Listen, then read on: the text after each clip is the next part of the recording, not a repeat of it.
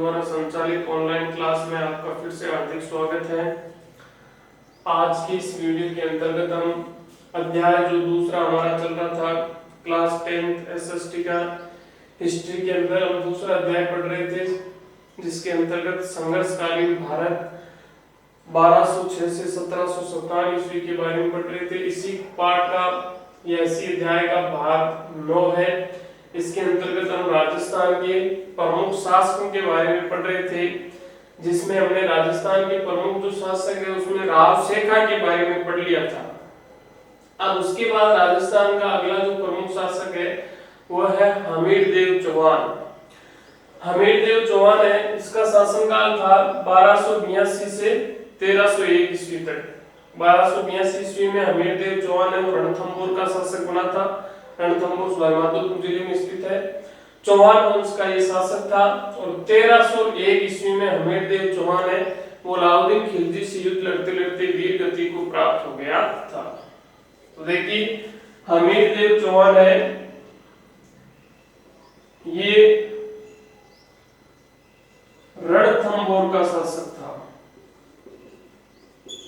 देखो पहला क्वेश्चन ये बनता है कि हमीरदेव चौहान कहाँ का शासक था, तो हमीरदेव चौहान है वो रणथंभौर का क्या था, शासक।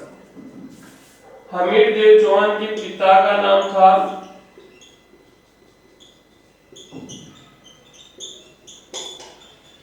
जय सिंह अथवा जैत्र सिंह।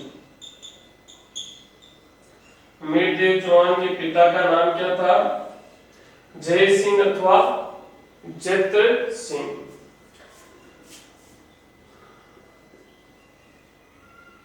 हमीरदेव चौहान का राज्याभिषेक 1282 ईस्वी में। हमीरदेव चौहान का राज्याभिषेक कब हुआ था, 1282 ईस्वी में। क्योंकि हमीरदेव चौहान के जो पिता थे जय सिंह अथवा जैत्र सिंह, ये रणथंभौर के क्या थे, शासक थे, इसलिए इन्होंने अपने पुत्र हमीरदेव चौहान को ही अपना उत्तराधिकारी नियुक्त किया था। तो जैसे ही जय सिंह अथवा जैत्र सिंह की मृत्यु हुई 1282 ईस्वी में, हमीरदेव चौहान है वो रणथंभौर का क्या बन गया था, शासक बन गया था। फिर देखिए हमीरदेव चौहान ने शासक बनते ही दिग्विजय की नीति अपनाई थी। दिग्विजय की नीति अपनाई थी। कौन सी नीति अपनाई थी हमीरदेव चौहान ने शासक बनते ही, दिग्विजय की नीति अपनाई थी। दिग्विजय का मतलब दूर आसपास के प्रदेशों को तो जीतना ही जीतना, साथ साथ ही दूर दराज के जो प्रदेश है उन पर भी अधिकार करके उनको अपने साम्राज्य में सम्मिलित करना। और अपनी इस दिग्विजय की नीति के तहत हमीरदेव चौहान ने सर्वप्रथम सबसे पहले भीमरस के राजा अर्जुन को पराजित किया था। हमीरदेव चौहान ने सर्वप्रथम किसको पराजित किया था, भीमरस का राजा था जिसका नाम क्या था, अर्जुन। इसको पराजित करने के बाद में हमीरदेव चौहान ने दक्षिण भारत में परमार शासक जिसका नाम था भोज द्वितीय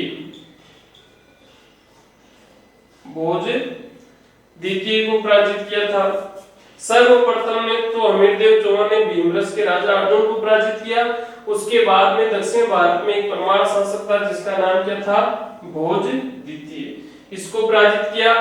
इसको पराजित करने के बाद में हमीरदेव चौहान है वो वापस उत्तर दिशा की तरफ आया। दक्षिण भारत से वापस उत्तर दिशा की ओर बढ़ा और उत्तर दिशा की ओर बढ़कर इसने सबसे पहले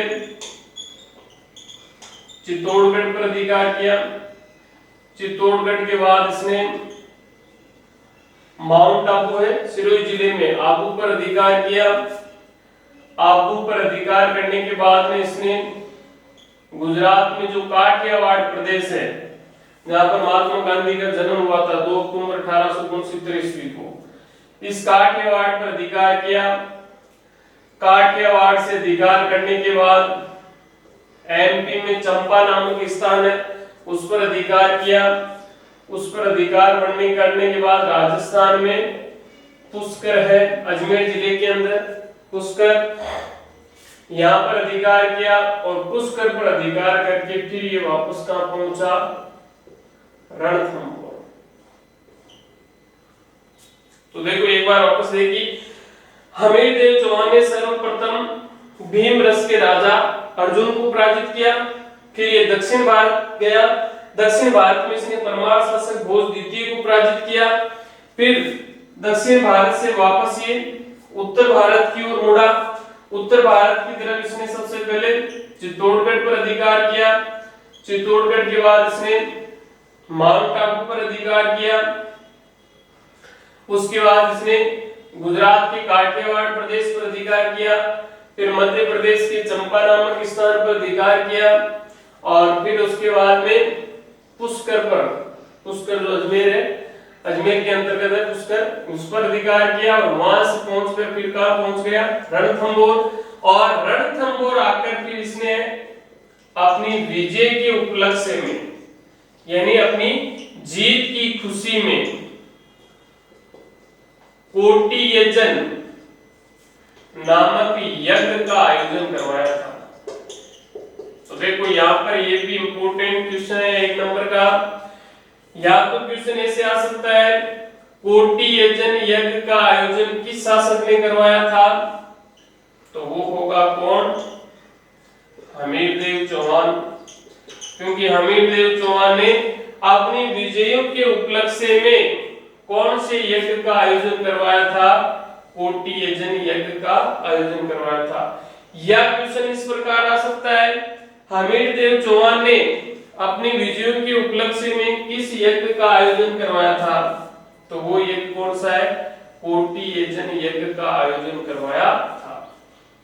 अब देखिए जैसे जैसे हमीरदेव चौहान अपने साम्राज्य का विस्तार करता जा रहा था, तो हमीरदेव चौहान की बढ़ती हुई शक्ति को देखकर उस समय दिल्ली का जो सुल्तान था, दिल्ली का जो शासक था वो था अलाउद्दीन खिलजी, सॉरी जलालुद्दीन फिरोज खिलजी। कौन था, जलालुद्दीन फिरोज खिलजी। जैसा कि हमने पहले अध्याय, इसी दूसरे अध्याय के अंतर्गत खिलजी वंश पढ़ा था कि 1290 ईस्वी में जलालुद्दीन फिरोज खिलजी ने खिलजी वंश की क्या की थी, स्थापना। कब, 1290 ईस्वी में जलालुद्दीन फिरोज खिलजी ने। तो हमीरदेव चौहान की बढ़ती हुई शक्ति और राज्य विस्तार को देखकर जलालुद्दीन फिरोज खिलजी को क्या होने लगी, चिंता होने लगी कि हो सकता है ये दिल्ली की तरफ भी आगे बढ़ सकता है। इस बात की इसको क्या होने लगी, चिंता होने लगी। इसलिए जलालुद्दीन फिरोज खिलजी ने क्या किया, 1291 ईस्वी में, कब, 1291 ईस्वी में रणथंभौर पर आक्रमण किया।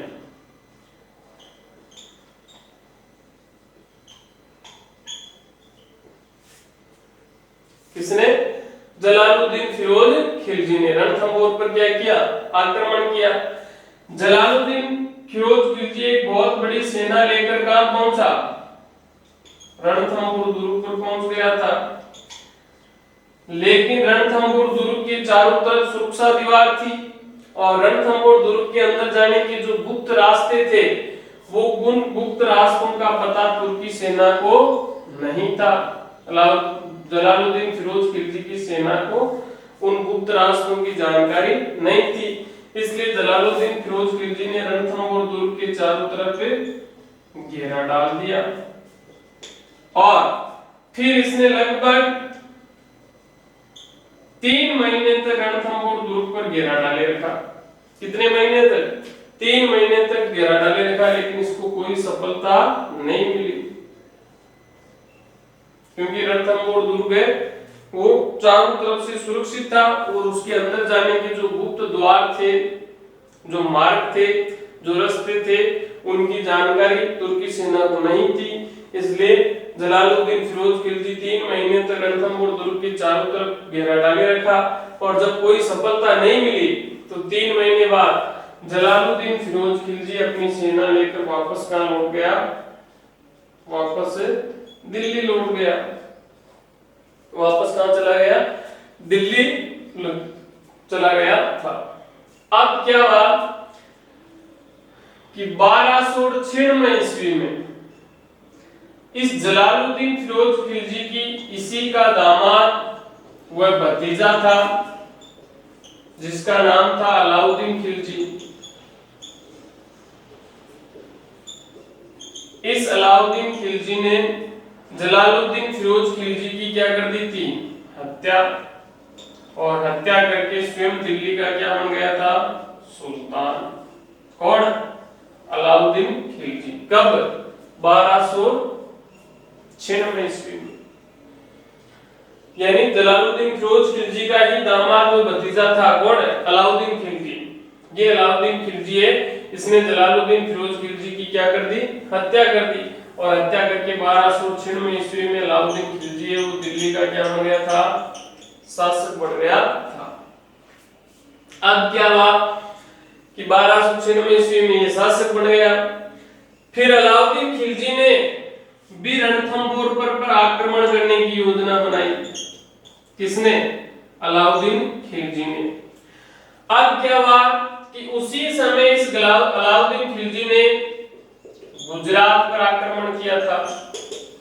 और गुजरात आक्रमण के दौरान अलाउद्दीन खिलजी को बड़ी मात्रा में धन संपदा भी प्राप्त हुई थी। धन संपदा भी प्राप्त हुई थी।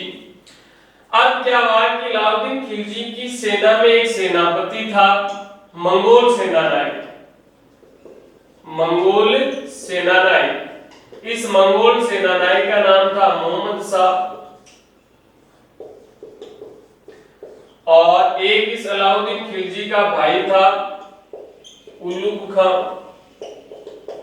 अलाउद्दीन खिलजी के भाई का नाम क्या था? बड़ा भाई था इसका, जिसका नाम था उल्लुग खां।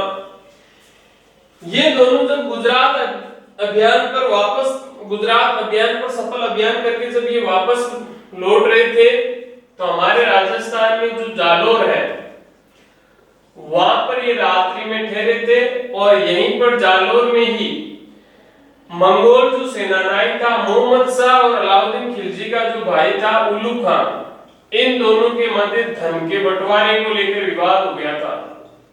जो युद्ध में लूटा गया धन था ना, सामान था ना, उसको लेकर इन दोनों के मध्य क्या हो गया? विवाद हो गया। किस किस के मध्य? मंगोल सेनानायक मोहम्मद शाह, ये अलाउद्दीन खिलजी का सेनापति था, सेनानायक था। और इधर इसका अलाउद्दीन खिलजी का बड़ा भाई था कौन? उल्लुग खां। इन दोनों के मध्य क्या हो गया? विवाद हो गया। तो जैसे ही रात्रि में सेना विश्राम कर रही थी जालोर के अंतर्गत, तभी ये जो मंगोल सेनानायक मोहम्मद शाह और एक इसका साथी सैनिक था जिसका नाम था केहब्रू। मोहम्मद शाह का ही एक साथी सेनापति था कौन? केहब्रू। इन दोनों ने क्या किया? रात्रि में जो सारा धन था वो धन लेकर वहां से रात्रि के अंदर वो निकल पड़े, भाग गए। और ये दोनों सीधे आकर कहां पहुंचे? रणथंभौर का जो शासक था कौन, जिसके बारे में अभी हम पढ़ रहे हैं, हमीरदेव चौहान, इसके पास में आ गए।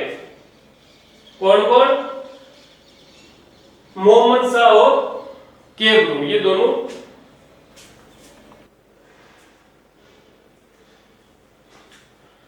तो देखिए कि मंगोल जो सेनानायक था मोहम्मद शाह और इसका जो साथी सैनिक था केहब्रू, ये दोनों लूट का जो सामान था, धन था, उसको लेकर यहां से भागे और सीधे जाकर कहां पहुंच गए? हमीरदेव चौहान। हमीरदेव चौहान के पास में जाकर इन दोनों ने क्या ले ली? शरण। इसीलिए तो हमीरदेव चौहान को शरणागत शासक भी कहा जाता है। शरणागत शासक भी कहा जाता है क्योंकि हमीरदेव चौहान के दरबार में जो भी आता था उन सबको ये अपने दरबार में शरण दे देता था, चाहे इसका कोई दुश्मन भी क्यों नहीं हो। अगर वो भी वापस आ जाता तो उसको भी ये अपने दरबार में क्या दे देता था? शरण। इसलिए इसको शरणागत शासक भी कहते हैं। और हमीरदेव चौहान को हट्टी शासक भी कहा जाता है। यानी जिस चीज की ये हट पकड़ लेता था, जिद पकड़ लेता था, उसको ये हमेशा पूरी करता था, उस पर ये हमेशा कायम रहता था। तो हमीरदेव चौहान को शरणागत शासक भी कहा जाता है और इसको हट्टी शासक भी कहा जाता है। तो जैसे ये दोनों हमीरदेव चौहान के पास में पहुंच गए, हमीरदेव चौहान के पास में शरण ले ली।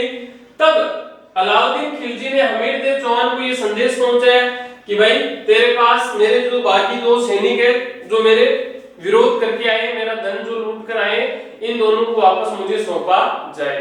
तो हमीरदेव चौहान ने मंगोल सेनानायक मोहम्मद शाह और केपरू को वापस सौंपने से क्या कर दिया, मना कर दिया। मना कर दिया तो अलाउद्दीन खिलजी तो इसी फिराक में था, उसको रणथंभौर दुर्ग पर आक्रमण करने का क्या मिल गया, मौका मिल गया। तो एक तो ये कारण माना जाता है अलाउद्दीन खिलजी का रणथंभौर पर आक्रमण करने का कि भाई अपने बाकी सैनिकों को सौंपने से क्या कर दिया, मना कर दिया था हमीरदेव चौहान ने, इसलिए अलाउद्दीन खिलजी ने रणथंभौर दुर्ग पर आक्रमण किया। एक कारण ये भी माना जाता है कि अलाउद्दीन खिलजी की एक बेगम थी चिमाता बानो। ये चिमाता बानो और जो मंगोल सेनानायक था मोहम्मद शाह, इन दोनों के बीच में प्रेम प्रसंग चल रहा था। और ये मोहम्मद शाह है वो चिमाता बानो से क्या करना चाहता था, शादी करना चाहता था। इन्होंने शादी करने की योजना बनाई, लेकिन उससे पहले इस बात की भनक किसको लग गई, अलाउद्दीन खिलजी को लग गई। इसलिए अलाउद्दीन खिलजी ने मोहम्मद शाह पर क्या किया, आक्रमण किया। आक्रमण किया तो मोहम्मद शाह भागकर अपनी जान बचाकर किसके पास में आ गया, हमीरदेव चौहान के पास में आ गया। और हमीरदेव चौहान ने इसको अपने दरबार में क्या दे दी, शरण दे दी। तो ये दोनों ही कारण माने जाते हैं। तो 1298 ईस्वी में, जून 1298 ईस्वी में अलाउद्दीन खिलजी ने अपने भाई उलुग खान और एक अलाउद्दीन खिलजी का सेनापति था नुसरत खान, इन दोनों को रणथंभौर पर आक्रमण करने के लिए भेजा बहुत बड़ी सेना के साथ। कब, जून 1293 ईस्वी में अपने भाई उलुग खान और सेनापति नुसरत खान को, इन दोनों को रणथंभौर दुर्ग पर आक्रमण करने के लिए भेजा। किसने, अलाउद्दीन खिलजी ने। ये दोनों बहुत बड़ी सेना लेकर रणथंभौर दुर्ग पर आए और रणथंभौर दुर्ग की कुंजी कहलाने वाले झाइन मार्ग पर इन्होंने क्या किया, आक्रमण किया। देखो ये भी इंपॉर्टेंट क्वेश्चन है, रणथंभौर की कुंजी, रणथंभौर दुर्ग की कुंजी किसे कहा जाता है, झाइन मार्ग। यानी झाइन नाम का एक रास्ता था दुर्ग के अंदर जाने का, उस रास्ते को क्या कहते थे, झाइन मार्ग। इसको रणथंभौर दुर्ग की कुंजी कहा जाता है। या झाइन मार्ग क्या है, रणथंभौर दुर्ग का रास्ता या मार्ग है, उसको झाइन मार्ग कहा जाता है। इस पर आक्रमण किया किसने, उलुग खान और सेनापति नुसरत खान की सेना ने या अलाउद्दीन खिलजी की सेना ने इस पर झाइन मार्ग पर क्या किया, आक्रमण किया। अब क्या हुआ कि उस समय हमीरदेव चौहान है वो कोटियन युद्ध को समाप्त करके मौन व्रत धारण करके बैठा था। इसलिए हमीरदेव चौहान है वो तो युद्ध लड़ने की स्थिति में नहीं था, इसलिए हमीरदेव चौहान ने युद्ध करने के लिए अपने दो सेना नायकों को भेजा। हमीरदेव चौहान ने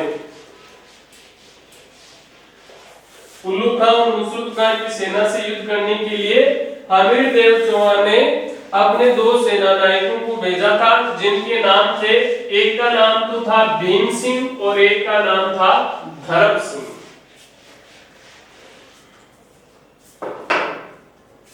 हमीरदेव चौहान ने अपने दो सेना नायकों को भेजा था, एक तो था कौन, भीम सिंह और एक था कौन, धर्म सिंह। दोनों ही बड़े वीर योद्धा थे। कौन कौन, भीम सिंह और धर्म सिंह। और फिर भीम सिंह और धर्म सिंह ने दोनों ने जो तुर्की सेना थी अलाउद्दीन खिलजी की, उस सेना को बुरी तरह से क्या कर दिया था, पराजित कर दिया था। पराजित तो किया ही किया, साथ में इन दोनों ने तुर्की सेना को लूट भी लिया था। उनके पास जो अस्त्र शस्त्र धन थे उन सबको क्या कर लिया, लूट लिया था। तुर्की सेना को पूरी तरह से भीम सिंह और धर्म सिंह जो हमीरदेव चौहान के दो सेनानायक थे, महान सेनानायक थे, इन दोनों ने तुर्की सेना को पूरी तरह से पराजित कर दिया था और तुर्की सेना को लूट लिया था। और फिर जब ये लूट का सामान लेकर वापस रणथंभौर दुर्ग जा रहे थे, वापस कहां जा रहे थे, रणथंभौर दुर्ग, तभी पीछे से ये संदेश मिला कि तुर्की सेना ने वापस पुनः क्या कर दिया है, आक्रमण कर दिया है। तब भीम सिंह ने जो युद्ध के दौरान लूटा गया सामान था वो सामान लेकर धर्म सिंह को तो कहां भेज दिया, रणथंभौर दुर्ग। किसने? भीम सिंह ने। किसको? धर्म सिंह को। और ये भीम सिंह है वो वापस तुर्की सेना से युद्ध लड़ने के लिए आ गया। कौन? भीम सिंह। ये वापस तुर्की सेना से, अलाउद्दीन खिलजी की सेना से युद्ध लड़ने के लिए आ गया। इस बार क्या हुआ कि तुर्की सेना ने भीम सिंह की सेना को क्या कर दिया? पराजित कर दिया। और भीम सिंह खुद भी युद्ध लड़ता लड़ता वीर गति को प्राप्त हो गया था, यानी शहीद हो गया था। यानी इस बार के युद्ध में उल्लुग खां की क्या हुई? अलाउद्दीन खिलजी का जो भाई था उल्लुग खां, उसकी क्या हुई? विजय हुई। उल्लुग खां की विजय हुई, लेकिन उल्लुग खां है वो आगे रणथंभौर दुर्ग की तरफ नहीं बढ़ा और अपनी सेना लेकर वापस कहां लौट गया था? दिल्ली लौट गया था। यानी कुल मिलाकर कहने का मतलब है कि रणथंभौर दुर्ग पर अभी भी विजय प्राप्त नहीं कर पाई थी अलाउद्दीन खिलजी की सेना। रणथंभौर दुर्ग को अभी भी नहीं भेद पाई थी। किला अभी अभेद था, किले को नहीं जीत पाई थी, दुर्ग को सेना नहीं जीत पाई थी। तब कुछ समय बाद वापस अलाउद्दीन खिलजी ने, यानी 1 साल के बाद, यानी 1299 ईस्वी में वापस अलाउद्दीन खिलजी ने अपने भाई उल्लुग खां और सेनापति नुसरत खां को वापस रणथंभौर दुर्ग पर आक्रमण करने के लिए भेजा।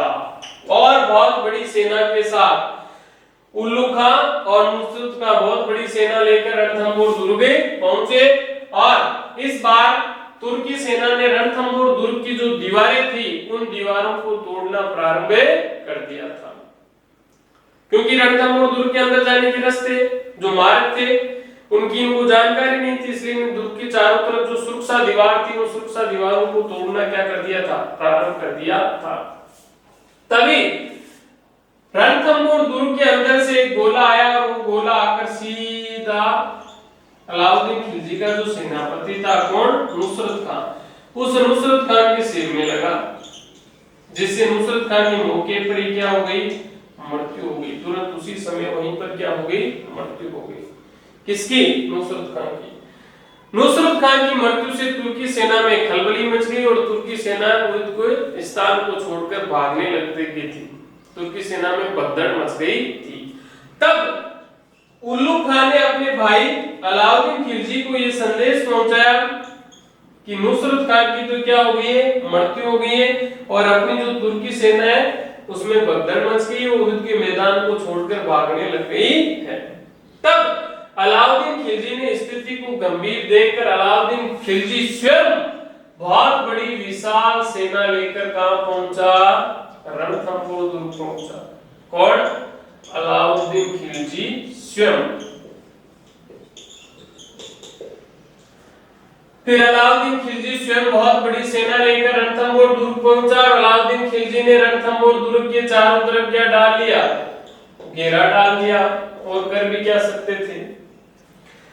फिर ये घेरा बहुत लंबे समय तक, कहते हैं कि ये घेरा लगभग 1 वर्ष तक चला।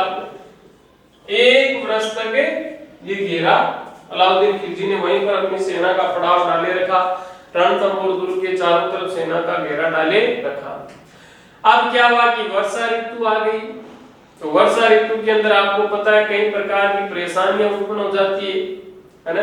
बरसात आती है, वर्षा आती है, मच्छर भी हो जाते हैं, कीचड़ हो जाता है, गंदगी हो जाती है, कई तरह की परेशानियां आती है। और उधर दिल्ली और अवध में जो अलाउद्दीन खिलजी के विरोधी थे उन्होंने विद्रोह करना शुरू कर दिया था। तब अलाउद्दीन खिलजी ने देखा कि मामला ऐसे बैठेगा नहीं, रणथंभौर दुर्ग को ऐसे तो जीत नहीं सकते। इसलिए अलाउद्दीन खिलजी ने क्या किया कि अब छल कपट और विश्वासघात के द्वारा ही रणथंभौर दुर्ग को जीता जा सकता है। इसलिए अलाउद्दीन खिलजी ने फिर मजबूर होकर, विवश होकर हमीर देव चौहान के पास में संधि करने का संदेश भिजवाया कि भाई अब हम युद्ध नहीं करेंगे, बातचीत करके आपस में समझौता कर लेते हैं, क्योंकि मजबूरी हो गई थी अलाउद्दीन खिलजी की। और उधर हमीर देव चौहान की भी मजबूरी हो गई थी, क्योंकि लगातार पिछले 1 साल से अलाउद्दीन खिलजी की सेना ने घेरा डाले रखा था। इसलिए दुर्ग के अंदर राशन पानी की, भोजन पानी की क्या हो गई थी, कमी उत्पन्न हो गई थी।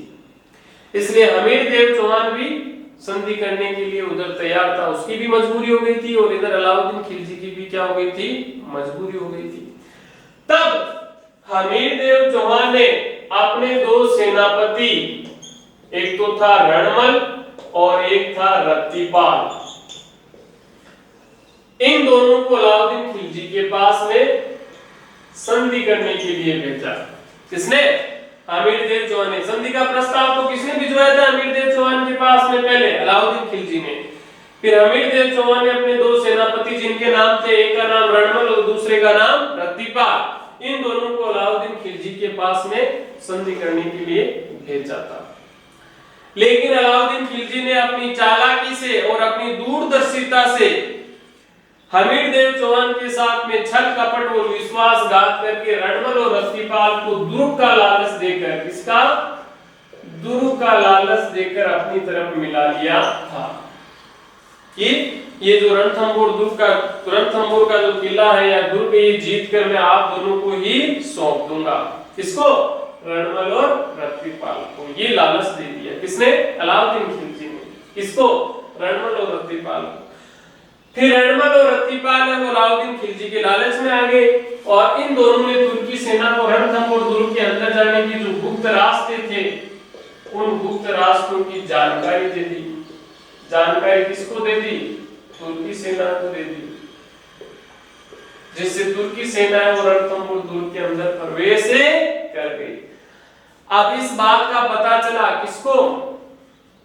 हमीरदेव चौहान को, कि भाई रणमल और रत्तीपाल वो अलाउद्दीन खिलजी से जाकर मिल गए हैं, और उन दोनों ने रणथंभौर दुर्ग के अंदर जाने के जो गुप्त मार्ग है, जो गुप्त रास्ते हैं, उनकी जानकारी तुर्की सेना को या अलाउद्दीन खिलजी की सेना को दे दी है।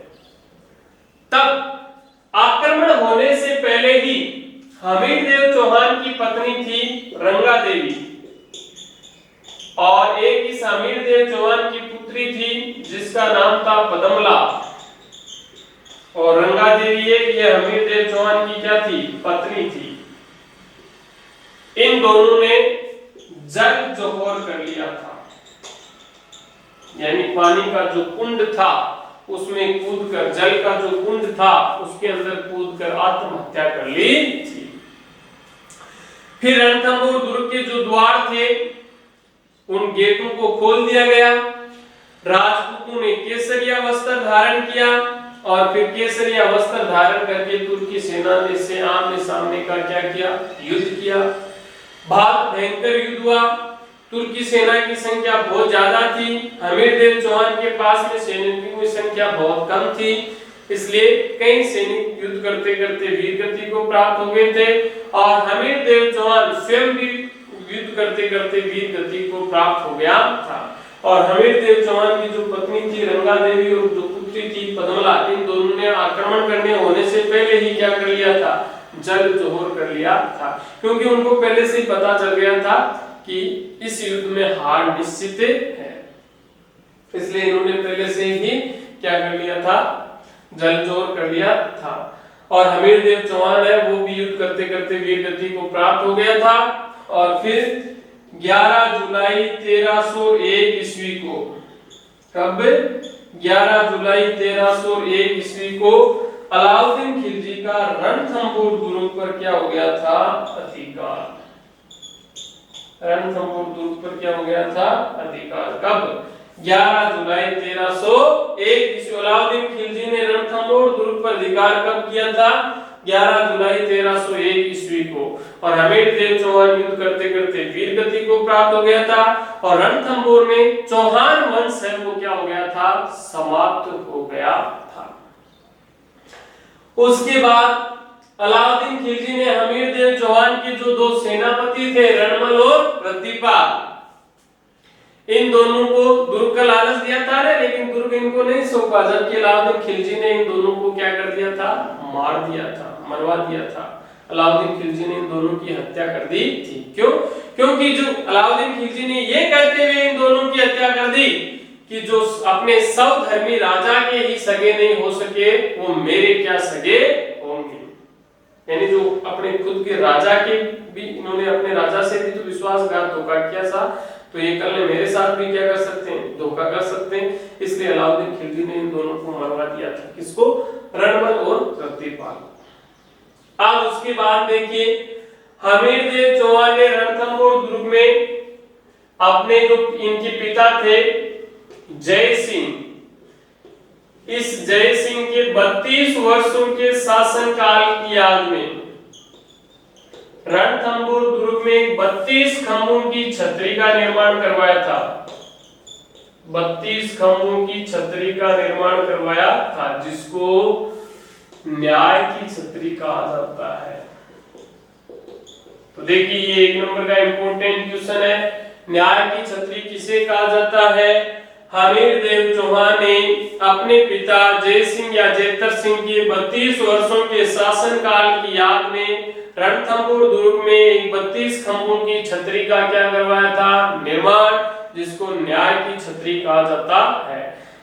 जय सिंह या जयतर सिंह ने 32 वर्षों तक शासन किया था, इसलिए 32 वर्षों के अपने पिता के शासनकाल की याद में 32 खंभों की छतरी का ही निर्माण हमीरदेव चौहान ने रणथंभौर दुर्ग के अंदर करवाया था, उसको न्याय की छतरी कहा जाता है। इसके अलावा हमीरदेव चौहान की जो पुत्री थी पद्मला, उसने अपनी पुत्री पद्मला के नाम पर पद्मला तालाब का निर्माण भी करवाया था।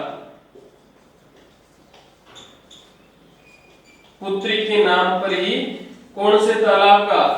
पद्मला तालाब का निर्माण करवाया था। हमीरदेव चौहान के दरबार में विजयादित्य नामक कवि रहता था। हमीरदेव चौहान के दरबारी कवि का क्या नाम था? विजयादित्य। या क्वेश्चन ऐसे भी आ सकता है, विजयादित्य किस शासक का दरबारी कवि था? तो वो था हमीरदेव चौहान। हमीरदेव चौहान के दरबार में कौन सा कवि रहता था? विजयादित्य नामक कवि रहता था। और जब अलाउद्दीन खिलजी ने रणथंभौर दुर्ग पर आक्रमण किया था, उस समय उसका जो विद्वान है अमीर खुसरो, वो उसके साथ में था, और उसी अमीर खुसरो ने रणथंभौर आक्रमण का पूरा विवरण लिखा था। रणथंभौर पर आक्रमण करने के अलाउद्दीन खिलजी की जो योजना थी या किस प्रकार आक्रमण किया था, उसकी जानकारी इसके द्वारा मिलती है। अब इसके बाद में राजस्थान का अगला जो प्रमुख शासक है महाराणा प्रताप, उस महाराणा प्रताप के बारे में अगले वीडियो के अंतर्गत पढ़ेंगे। धन्यवाद।